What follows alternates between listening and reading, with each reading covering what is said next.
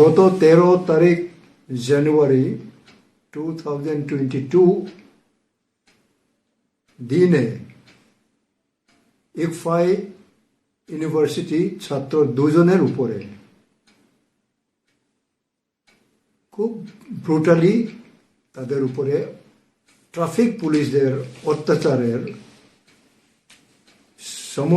অত্যাচারের প্রতিবাদে টিএসএফ আগামীকাল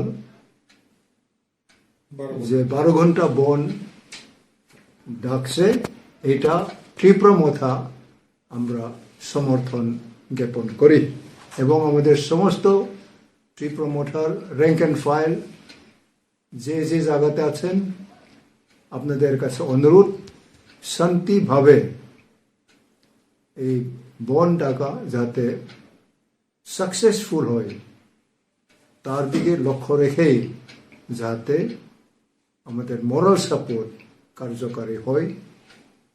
আমি তীব্রমথার প্রেসিডেন্ট হিসাবে আমার সবার কাছে অনুরোধ। Thank you.